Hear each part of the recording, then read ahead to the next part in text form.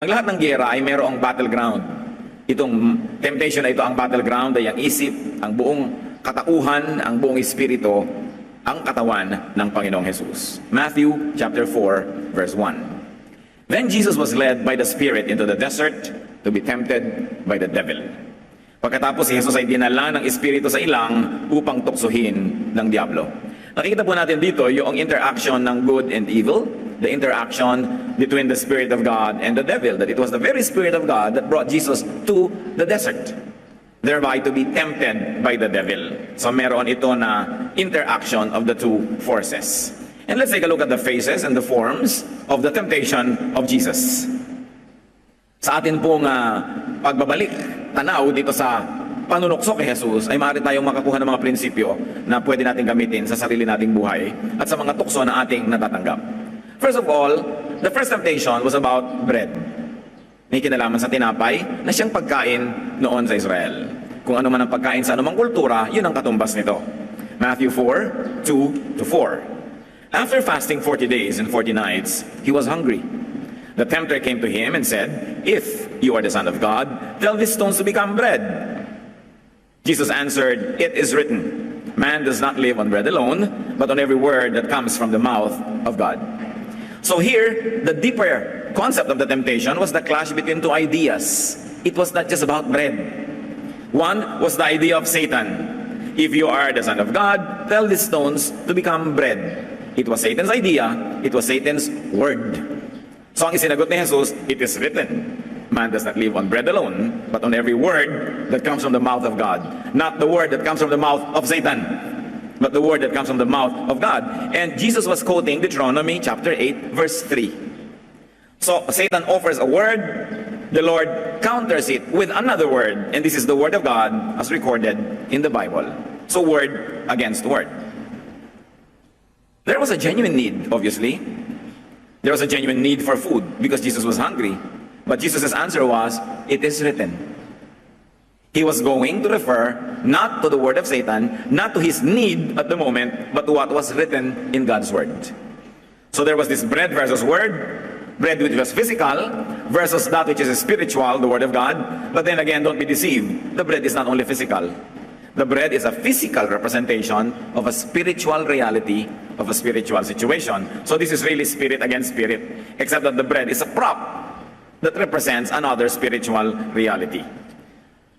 The temptation here is really about the source of idea. It's not the idea itself. The idea of bread, the idea of eating bread was a given. It was good. It was not bad to have bread. Pero saan nagmumula yung ideya na magkaroon ng bread at yung pamamaraan? Nagmumula yung ideya 1 from Satan. At meron nagmumula ideya number 2 from God. The temptation was which source of idea to subscribe to. Dapat nating palalimin at pataasin ang pagbasa ng mga verses na ito, hindi lang tinapay ang panagyagirahan, kundi kaninong manggagaling ang tinapay na ito. Another concept of the temptation of Jesus was about safety. It was about jumping. Matthew 4, 5-7. Then the devil took him to the holy city and had him stand on the highest point of the temple.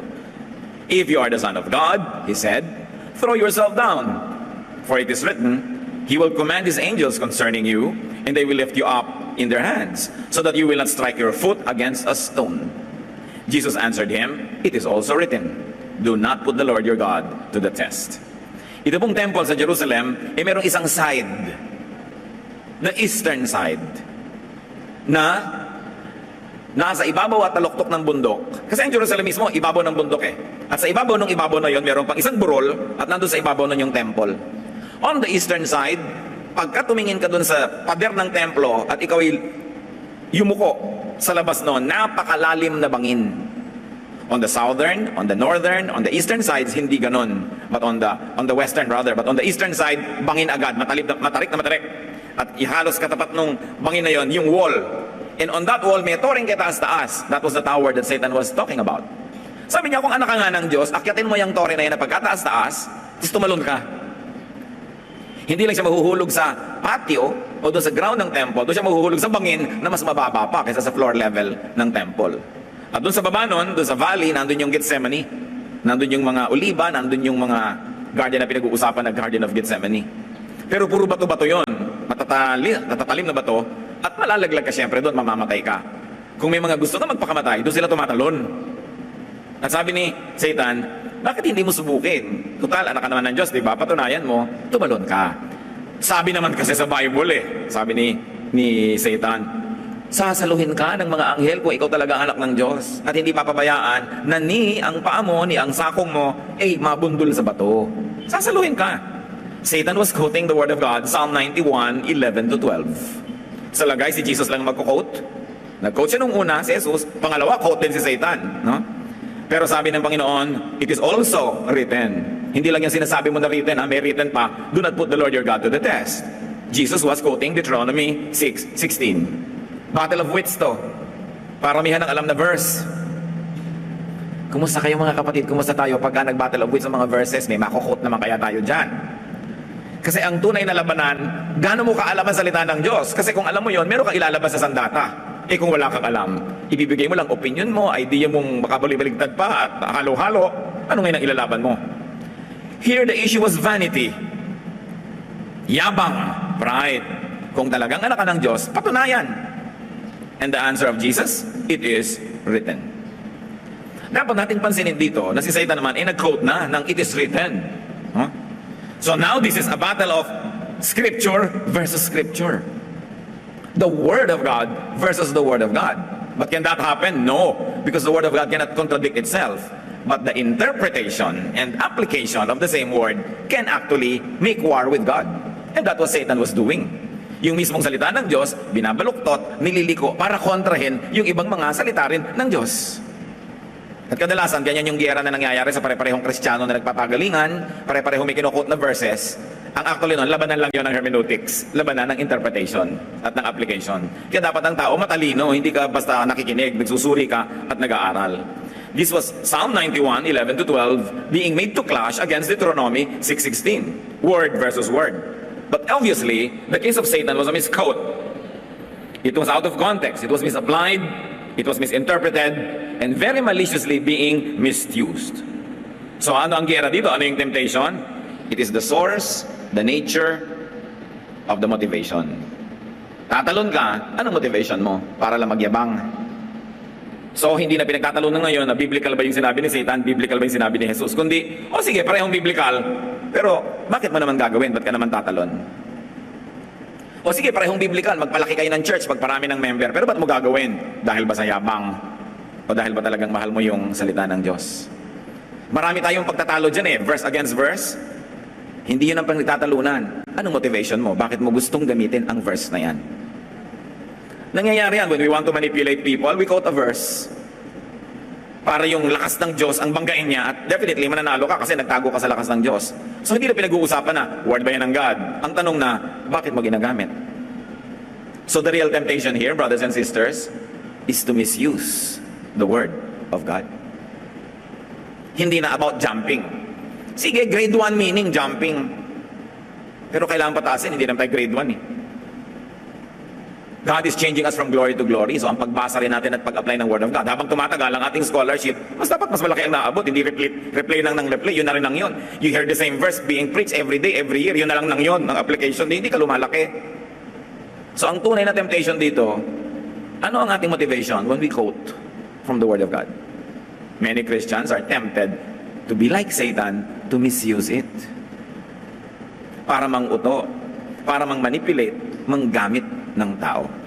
And sometimes, to justify even our own mistakes, you quote the Word of God. That is the temptation. There's another temptation here in this encounter. It's about power and wealth.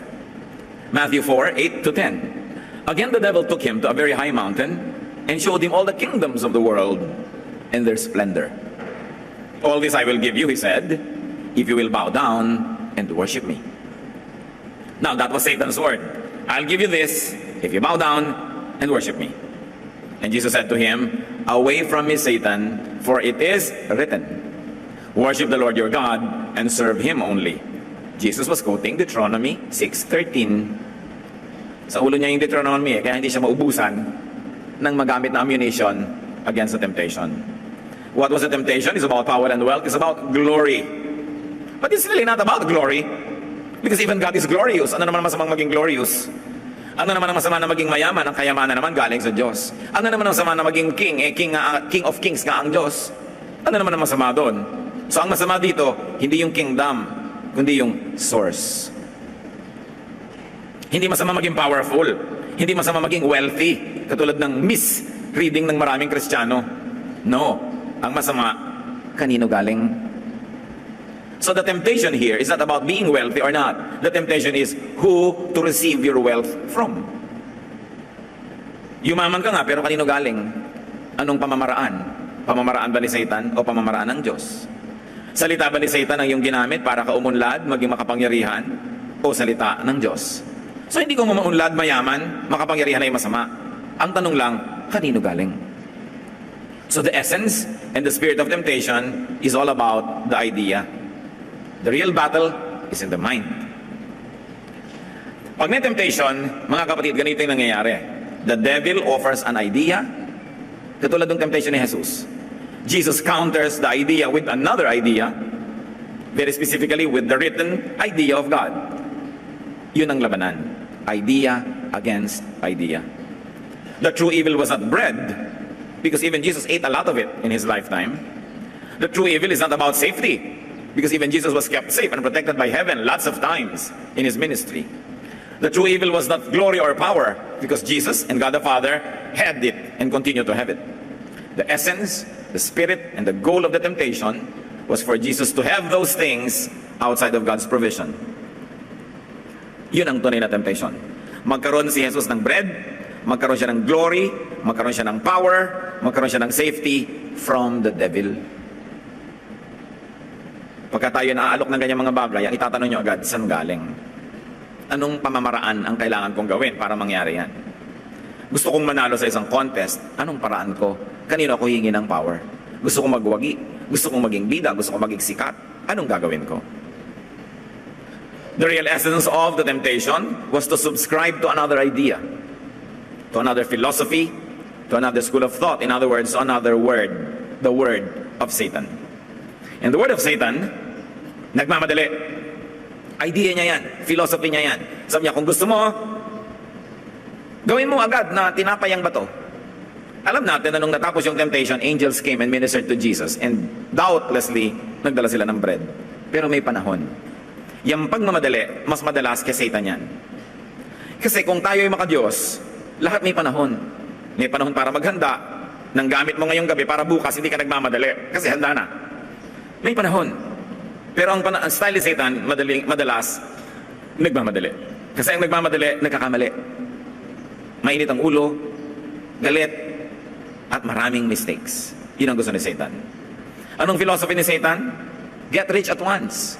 Ngayon na, maging powerful ka. I'll give you all this kingdom, but bow down to me, worship me. Mga instant money. Yung wala kang kahirap-hirap, nagkapera ka. Yan ang ginagawa ng mga nandaraya. Yan ang ginagawa ng mga nangwa 1, 2, 3. Yan ang ginagawa ng mga nagbebenta. Ang ibinebenta nila, may daya ang timbang, may daya ang quality. They want a lot of money, but whose ways? The ways of Satan. So, the temptation is to subscribe to another style. Not to have money, but to subscribe to Satan in order to have it. That was why Jesus' consistent reply was, it is written. Sabi niya, oo, kakain ako, pero sa paraan ng Diyos. Oo, magkakaroon ako ng glory and kingdoms, pero sa timing, sa paraan ng Ama sa langit. Oo, magiging ligtas ako, pero sa paraan ng Diyos. At hindi ko ilalagay ang sarili ko sa walang kakwenta-kwentang panganib para lang mapatunayan na ililigtas ako ng Diyos. That was the way. So the Lord in effect was saying, oh, I subscribe to what has been written. I subscribe to an already set philosophy and reality and frame of mind, so why try to entice me to subscribe to another? Dapat nating namnamin yun. Balikan natin ang mother of all temptations. Kung merong mother of all temptations sa New Testament, meron din sa Old, the temptation of Eve and Adam. Genesis 3, 1-5. Now the serpent was more crafty than any of the wild animals the Lord God had made. He said to the woman, did God really say, you must not eat from any tree in the garden? You see, Satan was trying to question the idea of God that Adam and Eve should not eat fruit A. So, ang ina-attack ni Satan, hindi Diyos, yung idea. Talaga nga ba? Sabi nga ba? Verse 2. The woman said to the serpent, "We may eat fruit from the trees in the garden, but God said, you must not eat fruit from the tree that is in the middle of the garden, and you must not touch it, for you will die. You will not surely die." So Eve says, God said will die. Satan says, you will not. This is idea against idea. The serpent said to the woman, "For God knows that when you eat of it, your eyes will be opened, and you will be like God, knowing good and evil." There was idea one of God, don't eat. Satan offers a contradictory idea, eat. Hindi mo kailangan maging malinaw ang mata para makita mo na naglalabanan yung dalawang ideya. Eat, don't eat. Mahirap bang maintindihan yon? Pero dahil ang linaw-linaw na makita na ito'y magkakontra, at ang linaw-linaw na dapat doon sa sinabi ka ng Diyos sumunod, binulag ni Satan ang mata ni Eve sa katotohanan na yon. Naglagay siya ng offer. Sabi ng Diyos, don't eat. Sabi naman ni Satan, eat. May bonus. You will be like God if you ate. Your eyes will be opened. Ang totoo, the eyes were being closed. Baligtad, ha? The eyes were being blinded by Satan, but Satan offered a very tempting concept. Huwag kang mag-subscribe sa A, dito ka sa B, may bonus ito, may advantage. Magiging para ka ring Diyos.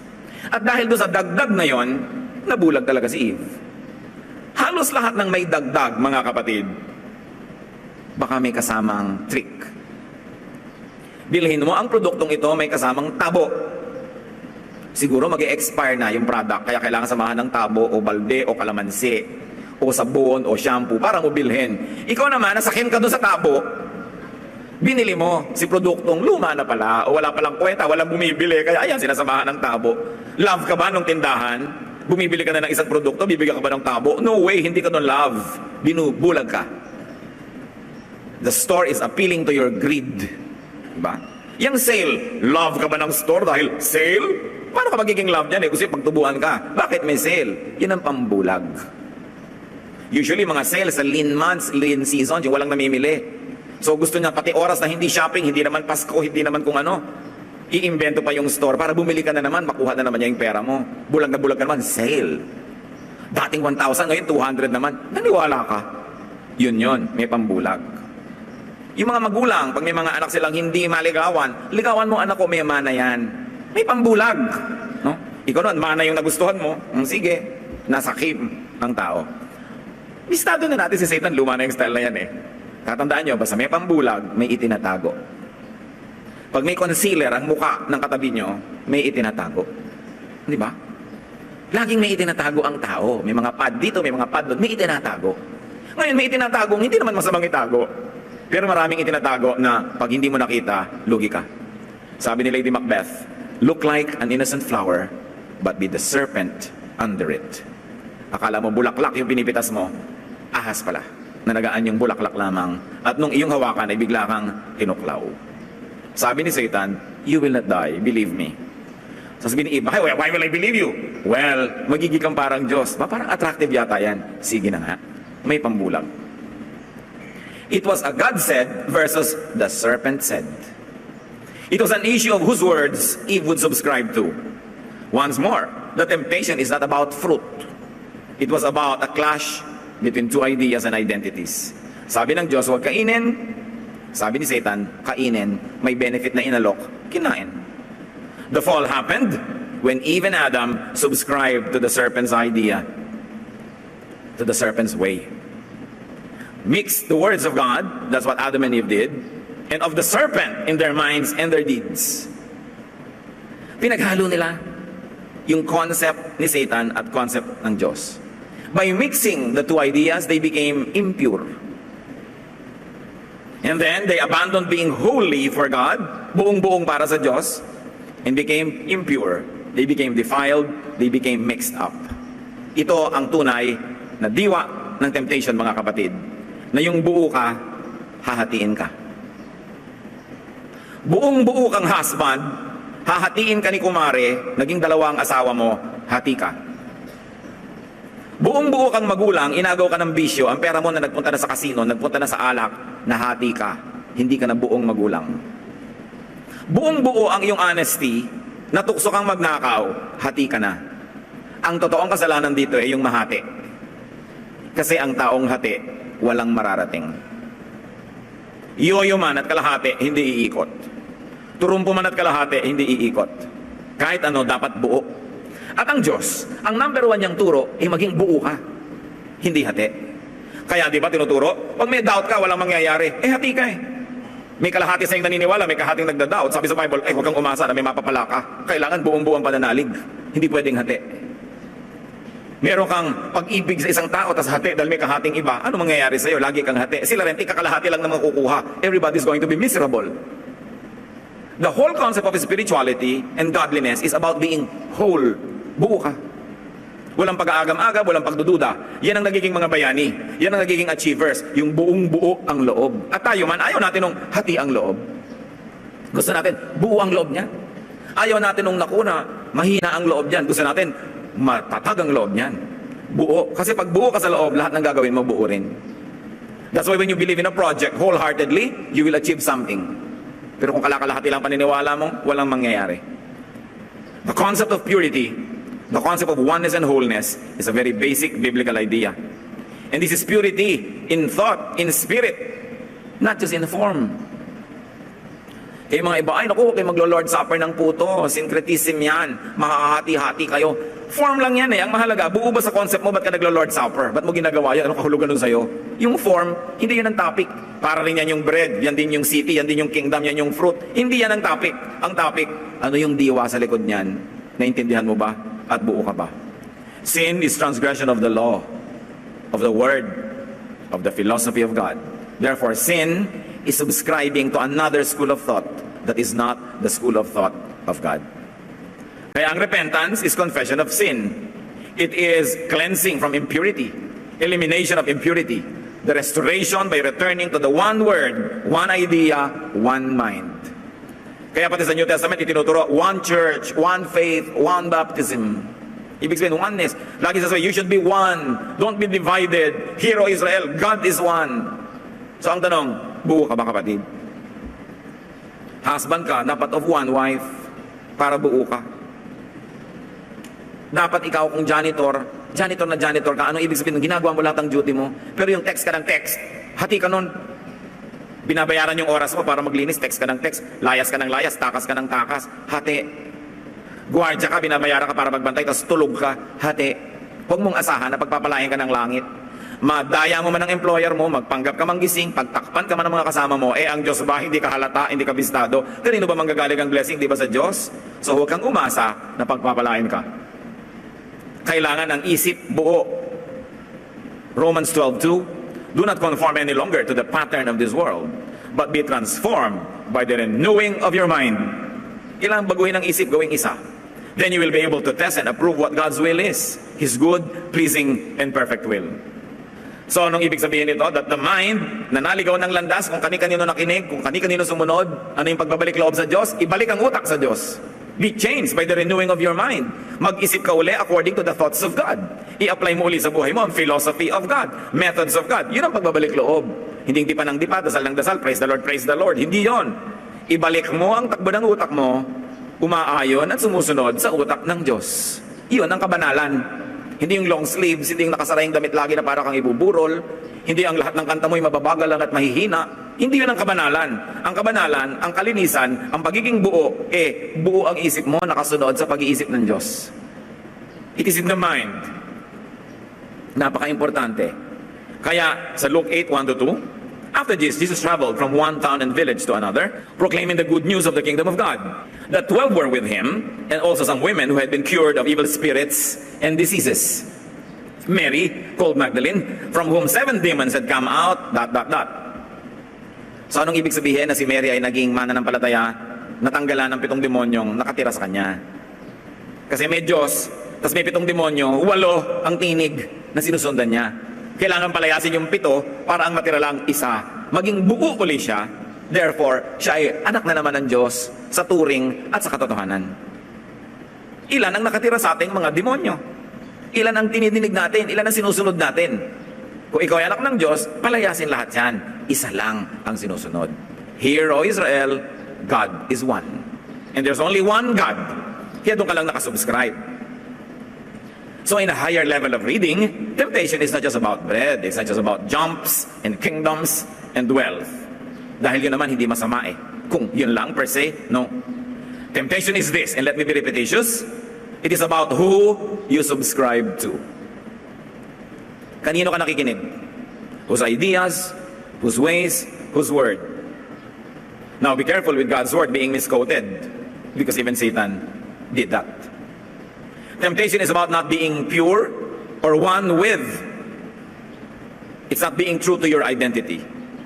Ang tukso lagi, hatiin ka. Estudyante ka, hahatiin ka na maglakwatsa para hindi ka maging estudyante half of the time. Tukso yon. Empleyado ka, ang tukso, maglakwatsa ka, nahati ka. Kasi yung mission mo mag-work. When you are not working, hati ka. Pinagkakatiwalaan ka, ito yung pera, hawakan mo, ito yung budget, ito yung susi, tapos magnanakaw ka, hati ka. Kasi pinaglalaban mo yung trust at saka yung untrustworthiness. Hukom ka, pinagtitiwalaan ka na magiging fair, tapos ibebenta mo yung desisyon mo, hati ka. Siguro naman, hindi ko na kailangan isa-isahin pa ibig sabihin ng mahati. Anak ka, pinagtitiwalaan papasok sa school, tapos lakwatsa ang ginagawa mo, hati ka. Asawa ka, alam ng asawa mo, nasa trabaho ka, yung pala nasa motel ka, hati-hati ka. Yun ang tukso, mahati. Ayaw ng Diyos ng hati-hati. A one-half Christian is one whole nonsense. So we have to be pure versus impure wife or husband, employer or employee, friend, believer, church member. Member ka na isang church, hindi ka naman fully nagsusupport, hati ka. Kasi member ka, dapat nagpa-function ka eh. Hati. Yung mga iba, pati blessing, ninanakaw. Uupo dyan, mabe-bless. Tapos hindi man lang mag-o-offering. Hindi ninakaw mo yung blessing. Karinderya man at umupo ka para kumain, di ba dapat magbayad ka? Yung pagkain lang yun ng katawan, yung pagkain ng kaluluwa, alangan man nakawin mo yun. Sa palagay mo, may nakakalusot, kala lang natin. Sikap ka ng sikap eh, wala rin, nasunugan ka pa ng bahay, mas lugi ka pa. Lumubog sa baha ang piano. Ayan, ayaw tumugtog. Tungtungan mo sa baha ng pakinabangan ng piano. Maraming ginagawa ang tao, kaya siya may problema kasi hati siya. Maraming psychiatric problems kasi hati yung tao. Bakit hati? Gustong-gusto niyang maging artist. Pinilit ng tatay maging engineer. Hati. Hindi naman talaga siya yun eh. Pinilit mo maging iba. Hati.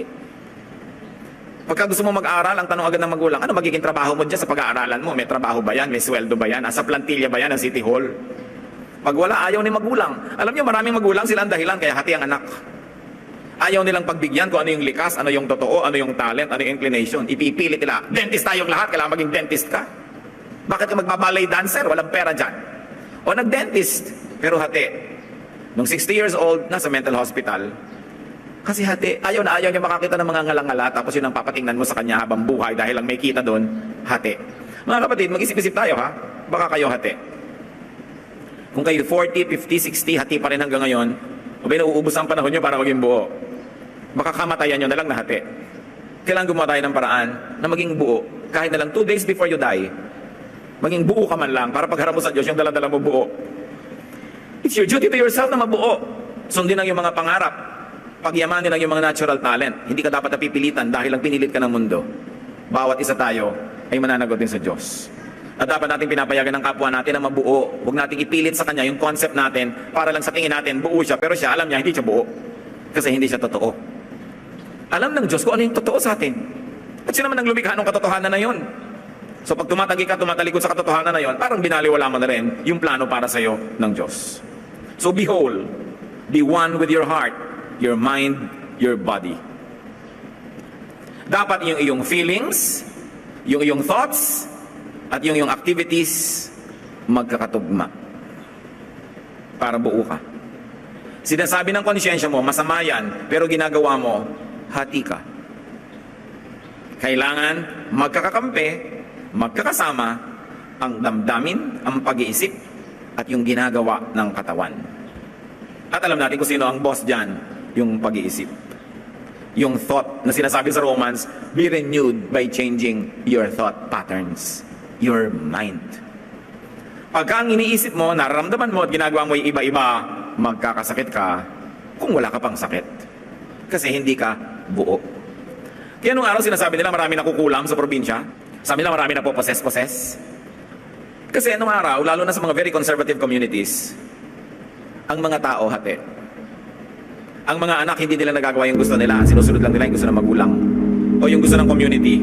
Pag may iba kang gustong gawin, machismis ka, paparusahan ka ng community. Kakantsawan ka, mapaparusahan ka. Pinaparusahan kasi ng community yung individual pagka hindi nagko-conform sa kagustuhan ng karamihan.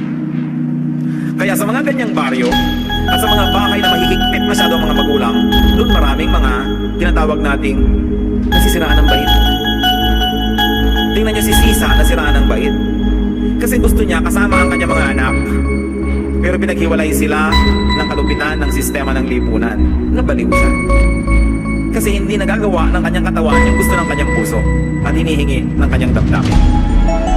Sa mga pamilya na ang hihigpit ng magulang, biglang dyan yung may mga nakukulam, kung ano na nangyayari, minumura bigla ng anak yung magulang, kasi possessed, pinagpapasensyahan, kasi possessed. Ang hindi alam ng marami, hindi naman talaga possessed yun. It is a psychiatric situation wherein the reality in you could not be given space to express itself, therefore it does something to be able to express itself, nagiging luka-luka, nagiging possessed kunwari, para magawa pa rin yung gusto. Because there is a lot of repression. It is a coping mechanism. Pati ang kabaliwan is a coping mechanism. Sa No Limit Angere, si Piloso Potasio, iniisip ng mga tao baliw. At tinanong siya ng isang matalinong kabataan, bakit mo hinahayaan yun? Akala nila baliw kayo. Sabi niya, kasi habang iniisip nilang baliw ako, pwede ko sabihin lahat ang gusto ko sabihin. Kaya hindi bali nang isipin nilang baliw ako, masabi ko lang yung gusto ko. Kesa sa akala nila, hindi ako baliw, pero lahat ng gusto ko sabihin, sinisikil ko. One of the greatest gifts that we can give to our fellow men, especially to your loved ones, is to allow them to be true to themselves. Para hindi na sila kailangan mabaliw o mapossess pa. At kung ano-ano pa. Nakita niyo yung panahon ni Jesus, ang daming possessed. Kasi very repressed yung society noon. Wala kang magawa. Pinaghaharian ka ng magulang, pinaghaharian ka ng templo, pinaghaharian ka ng gobyerno. May gobyerno pa ng Israel, may gobyerno pa ng Roma. Pinaghaharian ka ng tradisyon. At ikaw ay pinaghaharian ng sobrang kahirapan. Hindi mo na magawa ang gusto mo. Kaya ang dami, akala nila possessed. But those are just repressed people. And their subconscious does something so that they could be real to themselves. Yan ang temptation, mahati. Kaya maging sa pananalig, dapat buo.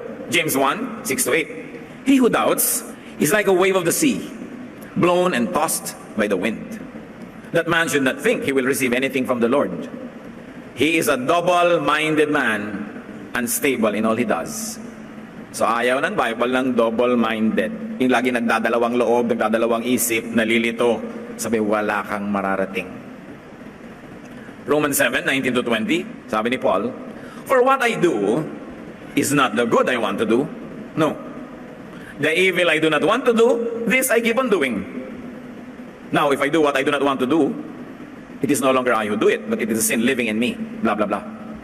Pero ang mahalaga dito, gusto niyang bumait, pero di niya ginagawa. Hati siya. Dapat, kung alam natin kung ano yung tama, yun ang ginagawa ng ating katawan. Do not violate your own conscience. Lalo't ang konsyensya na yan ay nakaayon sa salita ng Diyos, pakinggan yan. Romans 14:23. But the man who has doubts is condemned if he eats, because he is eating it not from faith. And everything that does not come from faith is sin. Sabi niya, ikaw pala sa konsyensya mo, hindi ka dapat kumain yan, tapos kinakain mo, ay nagkakasala ka kasi nilalabag mo yung konsyensya mo. Pero siya, sa konsyensya niya, hindi naman siya nababother, hayaan mo siya, hindi niya nilalabag ang konsyensya niya. Kaya kailangan, ito yung tinasabi dyan, makinig ka sa iyong tinig. So temptation is to be divided, to be confused, to be cut off from God's ways and thoughts, to be untrue to one's godly identity. And it is to be submissive to Satan's thoughts and ways. It's not the bread that's the issue. The issue is, who do you believe in? So saan tayo hati, mga kapatid? Between good and evil? Dapat pa bang hati ang tao dyan? Hindi pa ba malinaw yan? Between God's ways and Satan's ways? Between our true godly identity and the distorted identity being dictated by the world? Like your identity as a husband, di magpaka-husband ka. Tatay ka, di magpaka-tatay ka. Anak ka, magpaka-anak ka. Pag yun ay binaligtad mo, yun ang tunay na temptation na ating sinunod. Ama namin sa langit, nawa ang mga ideya na ito ay lubos naming maunawa. We ask you, Father, to enlighten us, to empower us, so we can move on to higher levels of application of your word. Makita namin, Panginoon, na ang temptation ay yung naghahati sa amin. Turuan mo kami, Panginoon, na maging buo sa kabutihan, buo sa pagiging makadiyos, buo sa iyong panig, at hindi namin ipinahihiram, ipinamimigay ang kalakalahati ng aming puso, kalakalahati ng aming